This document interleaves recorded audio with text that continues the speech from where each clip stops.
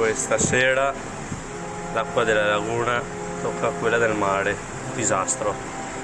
Sono trascorsi 5 anni dalla sera di quel 12 novembre, quando la marea arrivò a un picco di 187 centimetri, la seconda più alta nella storia della città.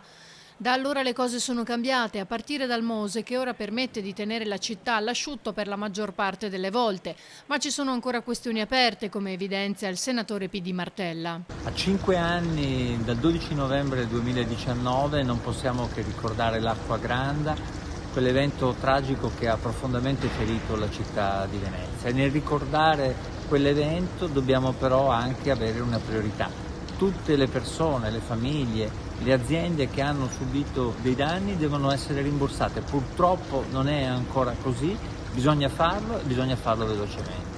La struttura commissariale per l'emergenza, affidata a suo tempo, ha erogato finora oltre 155 milioni di fondi statali, ma le pratiche della lettera E, quelle relative alle richieste più onerose, non sono ancora chiuse. A fronte di 1244 istanze, infatti, ne sono state saldate 455. Qualcuno nel frattempo ha rinunciato, ma per circa 600 cittadini gli approfondimenti sono ancora in corso.